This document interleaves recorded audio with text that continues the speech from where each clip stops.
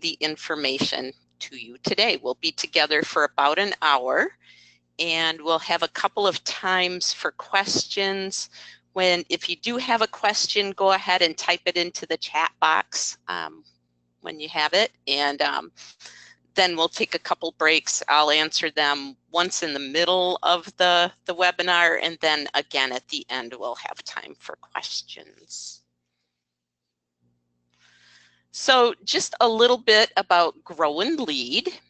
GrowingLead's a nonprofit organization that helps communities throughout the UP to be great places for kids to grow up.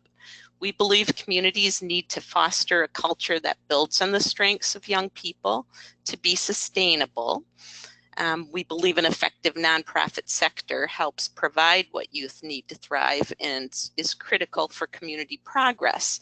To that end, we provide youth-serving organizations and also nonprofits of all missions with training, consulting, and facilitation around all aspects of nonprofit management, such as fund development, strategic planning, board development, and two of my favorite areas, youth development and volunteer engagement. And of course, today we're going to be talking in that realm of volunteer engagement. So let's get started. In our work with nonprofits, we often hear some of the same concerns and questions that come up again and again. In the area of volunteer engagement, one of those recurring questions or concerns is around the roles of volunteers and employees. So kind of the big overarching question is, what's the difference between an employee and a volunteer? And of course, the most common answer to that, and the simplest answer, is that volunteers aren't paid. And while that is true, the full answer is really a lot more nuanced than that. So this morning, we're going to look at what the law says around volunteerism. We'll look at some potentially risky or sticky situations where there are often questions and where nonprofits could run into legal problems. The situations we'll look at include when employees of an organization want to volunteer with that same organization, when volunteers do some of the same tasks that employees do, and volunteers receiving compensation. At this point, I'd like to say a few words regarding risk. Most everything associated with using volunteers or running a nonprofit or even a for-profit business for that matter involves some level of risk. And I don't say that to scare anyone away from starting a nonprofit or engaging volunteers, but it's something you always need to be aware of. But there are also best practices you can put in place that can help lessen your organization's risk. And when I'm talking about risk, that would be risk of a claim or a lawsuit. And I'll share a number of those best practices today. And ultimately, it'll be up to your organization to determine how much risk it's comfortable with, taking into consideration how likely it is that something bad will happen and at what point the risk outweighs the benefit in these situations. So the law regarding volunteerism and employment is really kind of vague in areas, and legal judgments are made on a case-by-case basis. So please know that I am not a lawyer, and I'm not going to be able to give you definitive answers in most scenarios that you might face.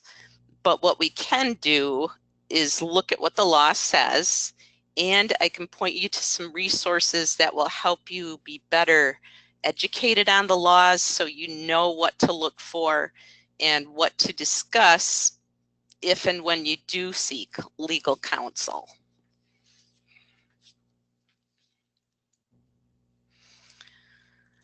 So let's look at the Fair Labor Standards Act. The Fair Labor Standards Act, or the FLSA, is the federal law that sets minimum wage, overtime record keeping, and child labor standards. It was passed in 1938 during the Industrial Revolution and Great Depression to protect workers from cruel, poor work environments. And it's been amended several times.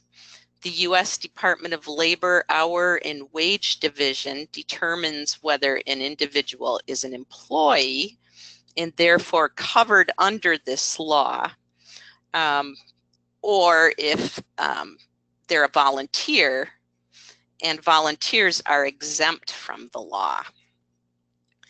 So if a volunteer at a nonprofit is determined to actually be acting as an employee, the nonprofit will be obligated to pay them wages for hours worked, including overtime if that's applicable.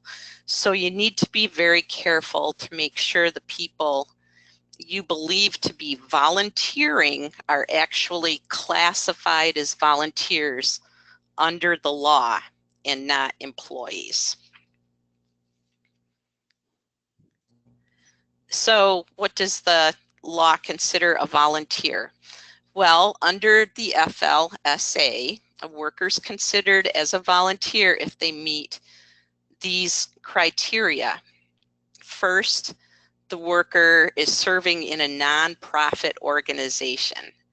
They can't volunteer in a for-profit organization. That's illegal. So it needs to be a nonprofit organization. Number two, they serve without expecting or receiving compensation. So there's that paycheck thing we mentioned earlier, and we'll talk more specifically about this point later in the webinar. So number three, they serve without pressure or coercion. It's all on their free will. Number four, they serve on a part-time basis. They're not working full-time. And finally, the service is not the type that would otherwise be performed by regular employees. Now, this is a point that is less clear, and we'll talk more specifically about what that means. So all of these criteria need to be in place in order for a worker to be classified as a volunteer. If any one of these is not met, the individual could be classified as an employee, and then of course they would be subject to wages, overtime, etc. under FLSA.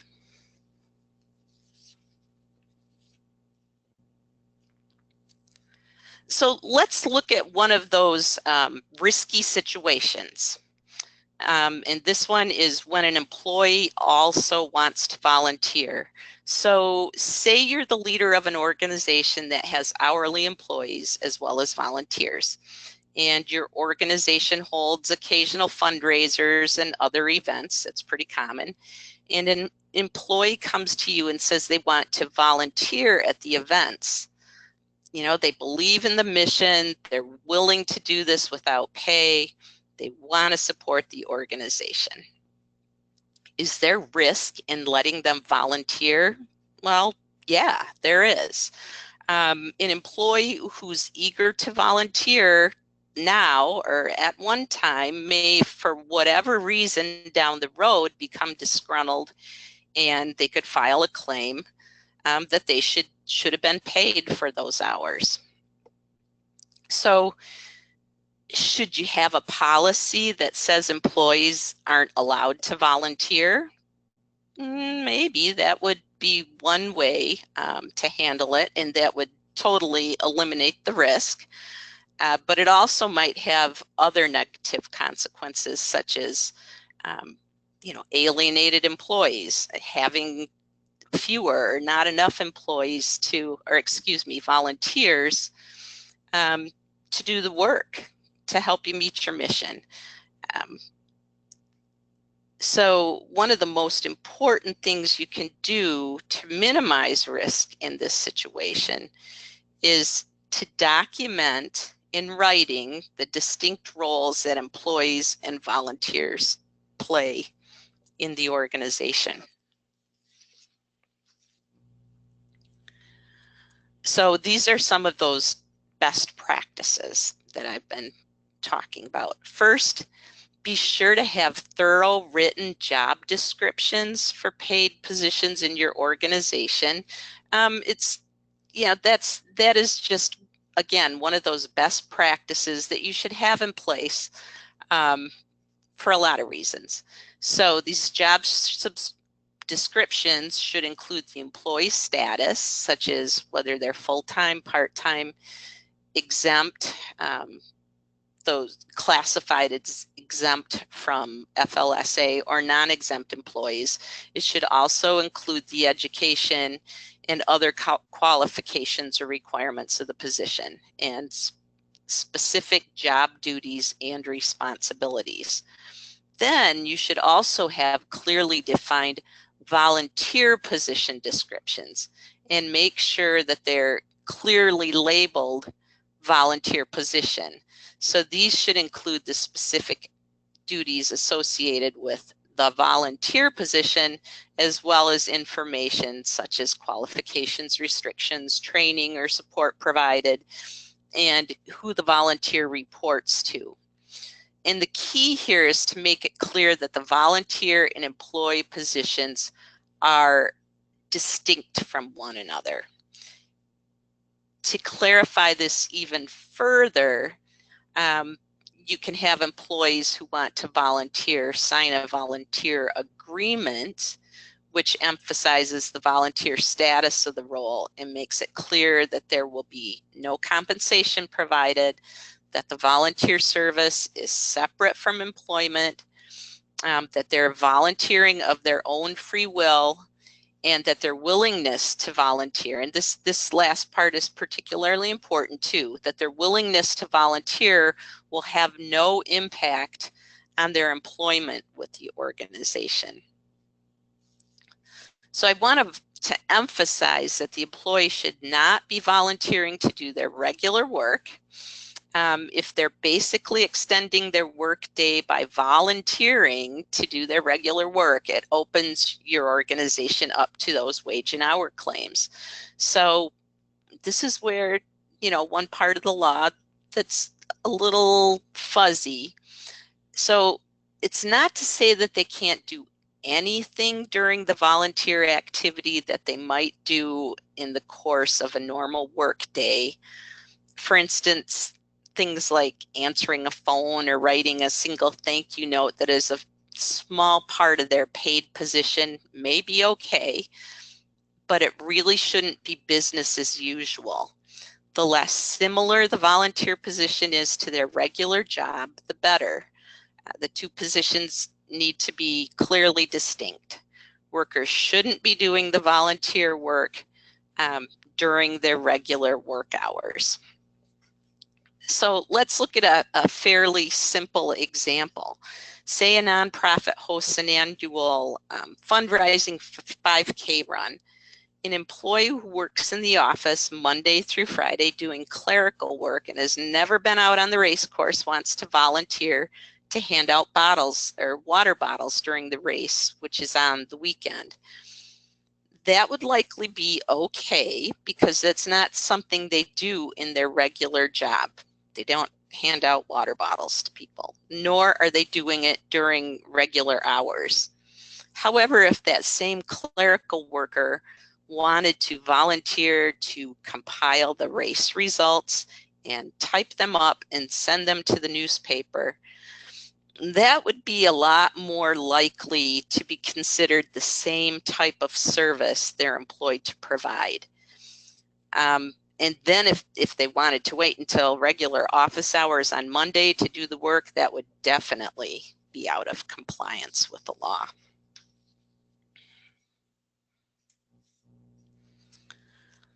Another best practice to keep the lines between employee service and volunteer service clear is to have policies and procedures laid out in separate manuals or handbooks, for, separate manuals for employees and for volunteers.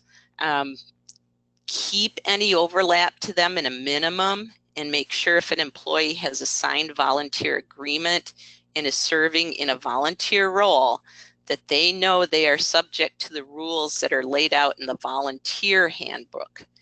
And when they're working as an employee, they're subject to the rules in the employee handbook. Okay, and this goes for salaried or exempt employees too. This kind of worker is customarily expected to work the hours needed to get a job done. So if they work, say, 50 hours in a week, they're not subject to overtime. And if they work fewer hours in a week but are getting the job done, that's okay too. However, if they wish to take on a formal volunteer role, their time should be governed by the rules, the policies in the volunteer handbook while they are acting in that role. Whew. So that's a lot of information. Let's open it up to questions. So if you have any questions at this point, you could go ahead and type it in the chat box. Let's see, Karen? I'm here. I'm not seeing any, not so far. Okay. All right. Well, then we'll just continue on our merry way here. But if you do have a question, just type it in there and I'll do the best I can to help answer it. Oops. There we go. All right. So let's look at another area where we hear a lot of questions, and that would be volunteers and paid employees doing the same type of work. So is that okay under the law? The short answer is no. But it's another one of those murky areas. So let's try to break it down a little. According to the Department of Labor's volunteers serve on a part-time basis. Okay, that's pretty cut and dried. Get that. But volunteers also, quote, do not displace regular employed workers or perform work that would otherwise be performed by regular employees. And that's about as clear as mud.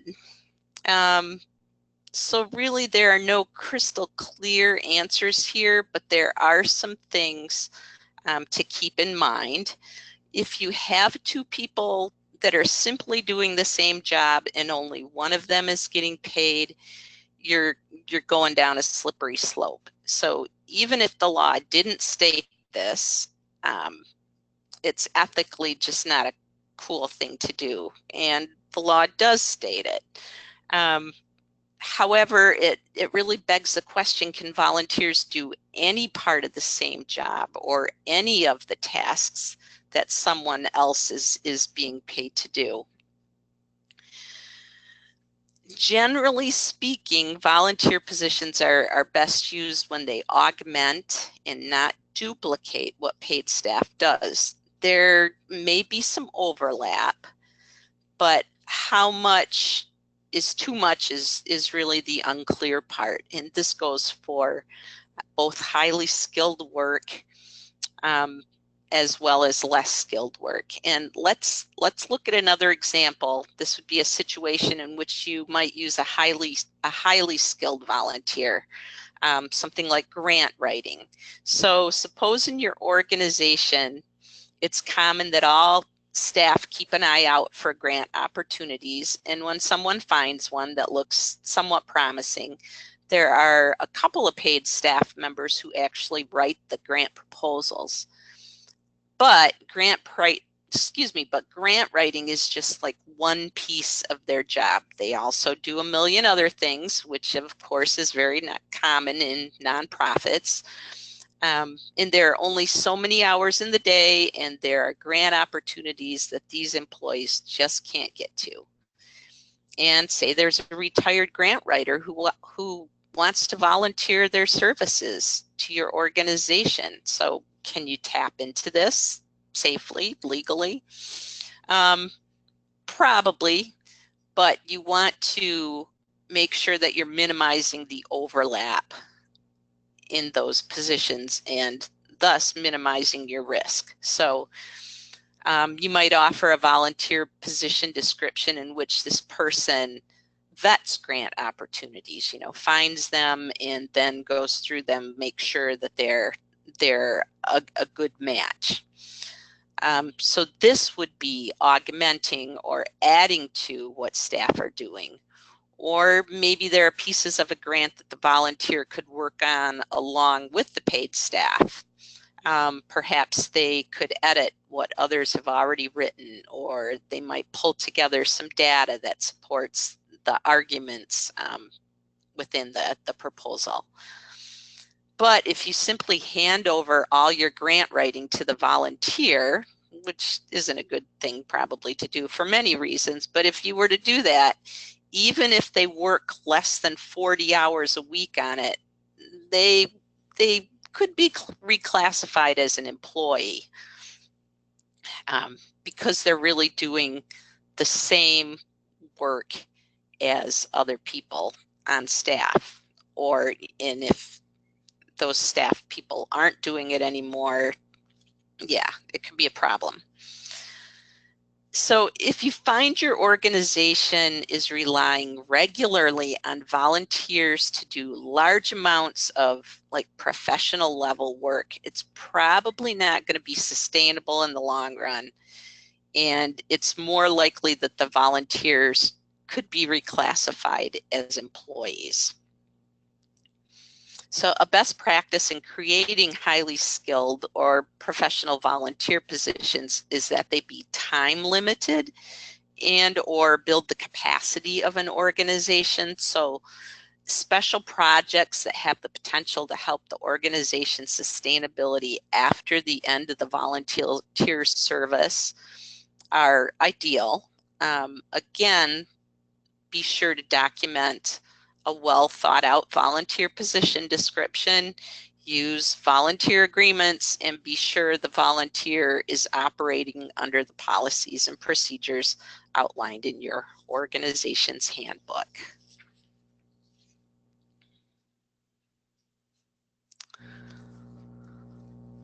The third and final situation I want to look at today is whether volunteers can receive any compensation. Again, the language of the law is not very clear, but there's an opinion letter that dealt with volunteer firefighters that states that in order to maintain volunteer status under FSLA, a worker can't receive compensation of more than a nominal fee, which is defined as 20% of what an employer would otherwise pay a full-time employee for the same work in the same service period. So I mentioned that an opinion letter. Opinion letters come from the U.S. Department of Labor Wage and Hour Division, and they're official kind of explanations of what's expected under the FLSA for specific situations or issues that people write in and ask about. And I'll tell you more about those opinion letters a little later on. So volunteers under FLSA must not exceed a nominal fee, which is defined as 20% of what an employer would otherwise pay a full-time employee. Then there's another law, the Federal Volunteer Protection Act, that protects volunteers from liability under some conditions. And one of the conditions of that law is that a volunteer cannot receive anything in lieu of compensation in excess of $500 per year. So if you want to give a gift card or some other token gift or perk to your volunteers, you can do that and not jeopardize any protection that's afforded by the Volunteer Protection Act if it stays under $500 a year. Okay. From an ethical viewpoint, there may be better ways to motivate, thank, and recognize your volunteers than paying them or giving them gift cards. But you know, you can do it, but I'd like to suggest there may be better ways. Volunteers typically aren't volunteering for a little extra in their wallet. They're typically more motivated, of course, by intrinsic rewards, such as satisfaction of giving back to their community, or helping to fulfill a mission that they believe in, and or of a job well done. And they really should be recognized and shown appreciation for their contributions. But things like sincere thank yous, opportunities to gain or hone skills, and recognition that requires more time and thought than money are typically of higher value to volunteers. If you do decide to give volunteers something like gift cards, token gifts, or other perks, be aware too of what is taxable. For instance, cash and cash equivalents such as gift cards would be considered income, and the volunteers would have to pay taxes on them.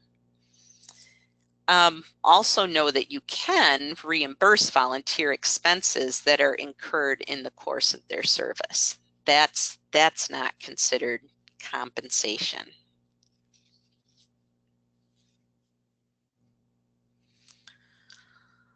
So I've rambled on for quite a while here, but hopefully that helps give you some clarity on the laws. Just to summarize, the FLSA isn't meant to keep people from volunteering. Rather, it's meant to protect employees against abuses under the guise of volunteerism.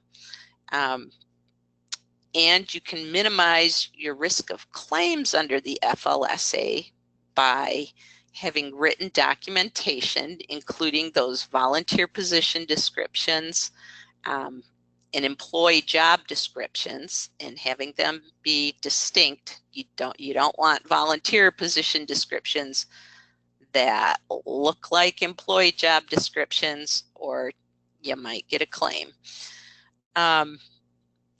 Having those volunteer agreements in place, and then separating your volunteer handbook from an employee handbook. So those are some things that are going to help you if you ever were to have a disgruntled volunteer, or just someone who realizes, you know, I think we're crossing a line here into, yeah, maybe this volunteer should be paid. So do those things, and that will help minimize your risk. And even if you do have those best practices in place, you may still have doubt in regards to whether something you're doing, I should say, or that you would like to do with volunteers is in compliance with the law. If that's the case, I recommend going to the Department of Labor website and looking at those opinion letters. Again, they're official explanations of what the FLSA requires in real life situations. So these are letters that have been issued that are in response to questions from real people in real situations, and the Department of Labor then offers an opinion. And these opinion letters are posted online. at their website, and I have the address there for you. They're free, they're accessible, and they really offer great insight into what is or isn't compliant with the law.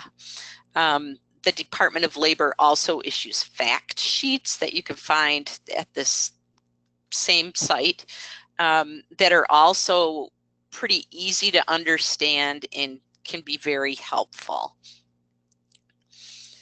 And you can also request an opinion letter, and the guidelines for doing that are also on the website.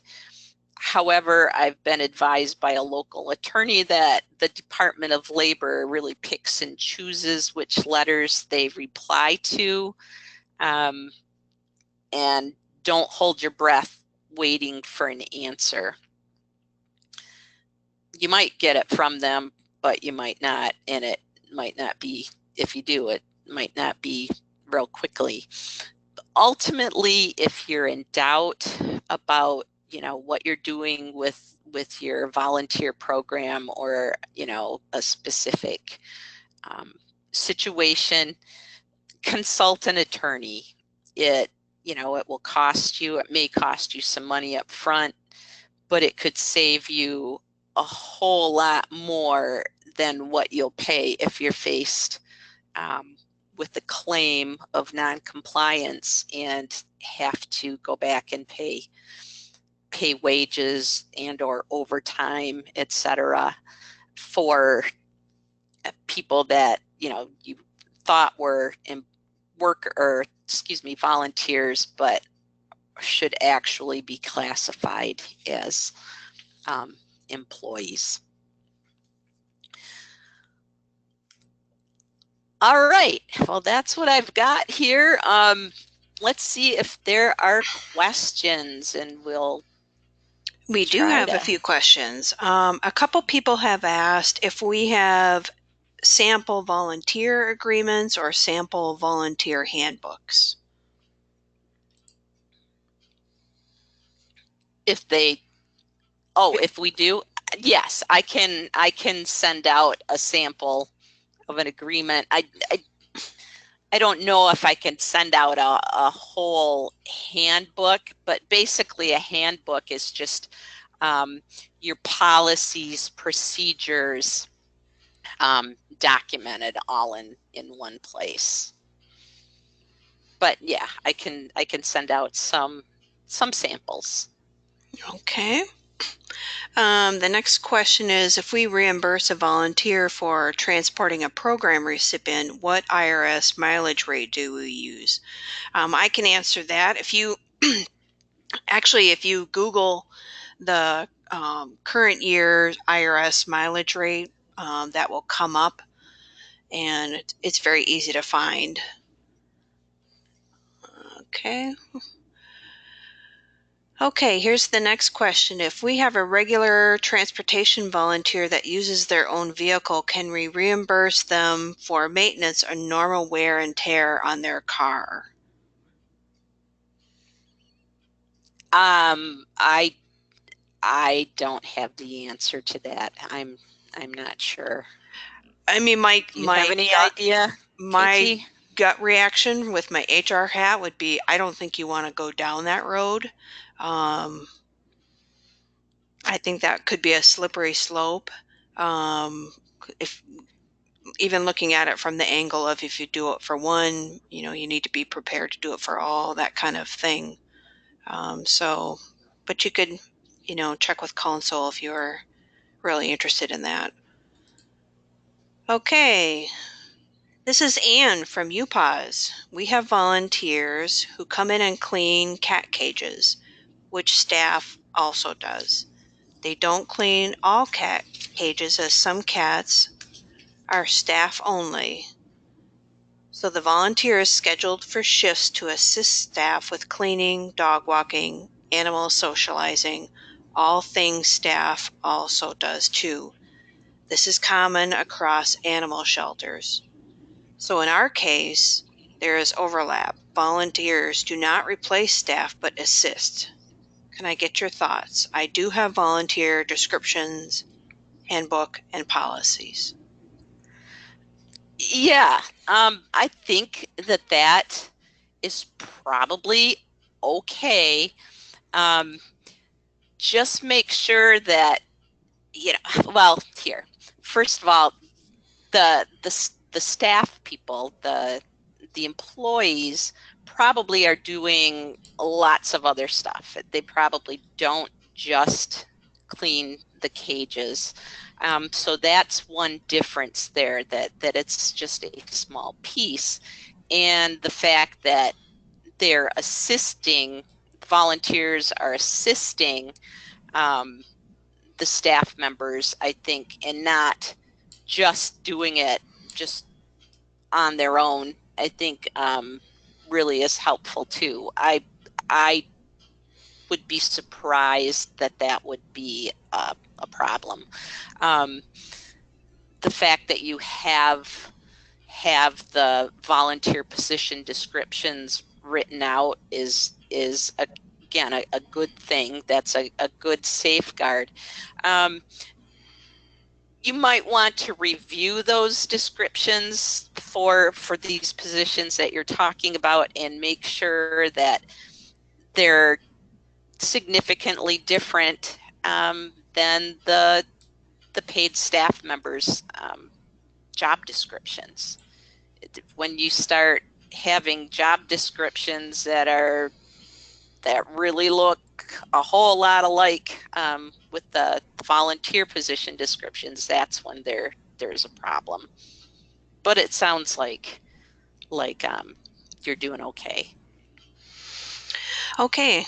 Our next question states, as a healthcare organization, we have evening/weekend health-related community outreach activities, such as free special health screening days for the community who may or may not be a patient with us.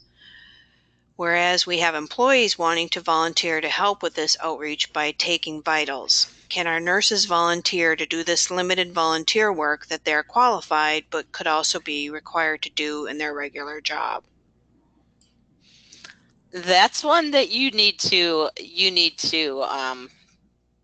go look at those opinion letters and or consult an attorney. That one, that's pretty a closely hard related. call. Yeah. Yeah. Okay, we have someone who has said that they are willing to share their volunteer handbook, so that would be great. If you can, if you wouldn't mind Fabulous. sending it to us, we'll send it out to everyone on the call. Will this PowerPoint presentation be on the website for future reference? I believe so. We typically put those up on the website. What kind of policies and procedures go in the handbook? I would say things like, who they answer to. Those, first of all, like descriptions, your confidentiality policies, things like that. And I would add your expectations on if signing up for a slot of time. If you're not going to be able to fill that slot, how do you go about, who do you notify, how much lead time do you want, maybe those kinds of things. Okay, just to clarify, if a volunteer is doing work such as IT support that no regular employee is doing, nor is it in their job description, does this not violate FLSA? If they're, can you read that again? I'm sorry. They're doing volunteer work such as IT support that an employee isn't doing, nor is it in their job description. So they're augmenting, or well, they're adding to providing support for work that isn't being done by an employee. If I'm understanding it correctly, I think that would be fine. It sounds like they would be classified as a volunteer. So this is somebody from outside of the organization that's providing the IT? Yes, it's a volunteer. who's providing IT support. So as long as they're not working full time and you don't Yeah, have an and they're, employee doing that work, they're not displacing. yeah, it Okay. sounds like it would be good. Let me just go back here. Yeah, if they are doing what we have here, these criteria, I think they'd be fine. Lucky organization to have someone who will volunteer to do that. Okay, and a couple people have typed in that auto maintenance is rolled into and wear and tear is built into the mileage reimbursement. So thank you for sending that in. Okay. Okay, another person added that.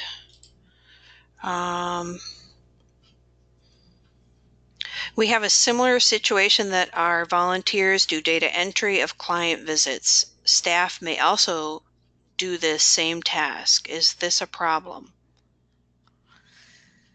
It could be. I think if that were to go to the Department of Labor, they would have a lot more questions, regarding how much of a piece of an employee's job is the volunteer doing.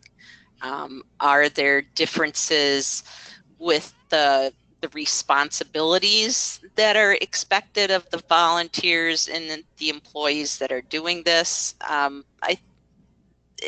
Yeah, that's a sticky one. That's one I would get counsel on. Okay, and another participant noted that they include their social media policies in their employee or their volunteer handbook. Very good. Okay. As part of our employee evaluation merit increase system, we allow employees to gain extra points by volunteering at any nonprofit organization, including ours, as well as gain points by doing many other compensated extra projects during the year.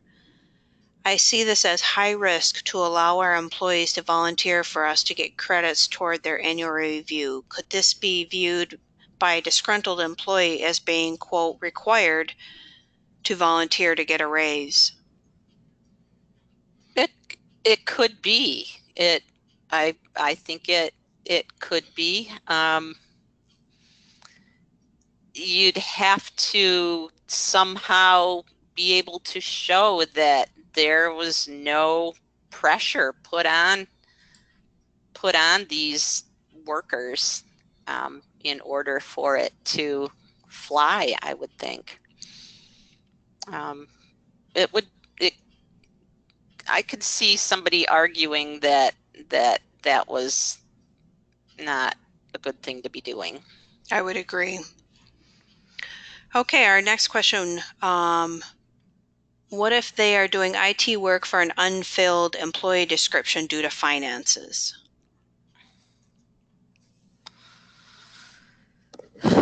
Um, That's a little sticky. that is sticky. It could be construed as displacing somebody, but there isn't a person there to displace. I would look at whether this situation is sustainable in that way. Are they going to have somebody serving as a volunteer in this position forever? And, is it, how many hours is this taking up?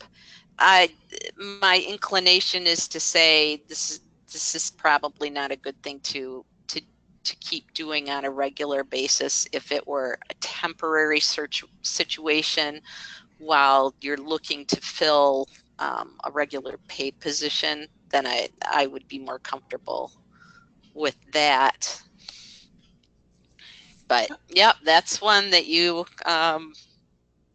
might need to look at what else, look at those opinion letters, see if you can see something similar, and or consult an attorney. Okay, here's a question about court-referred volunteers. We have volunteers referred to us by court probation and parole agents to perform community service as a condition of their sentence. Also, volunteers come from, here's an acronym, FSET, Wisconsin Required Program to be eligible for food share. Are these folks considered coerced? That's kind of a different situation if they're court referred. Yeah, I'm not comfortable answering that. I know there are lots of programs through the courts that do this. I'm not sure. Oh. Something I will look into, though. Okay, that's the last question that's in the queue. We can see if anybody has anything else for a minute here. Yeah. Well, I appreciate those questions. I'm sorry I can't be more definitive with the answers. But like I've emphasized, there's a lot of grayness in the laws and in how they're law and how it's interpreted. So when in doubt, get some qualified legal counsel. Okay, well, I'm not seeing any other questions, Linda. Okay, then I think we're probably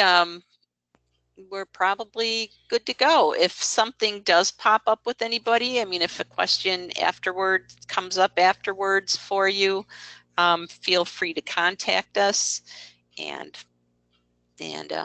yeah, we'll do our best to get you an answer. So thank you very much for being on the webinar today. We appreciate it, and look forward to working with you in the future. Thanks, everyone. Thanks, everybody.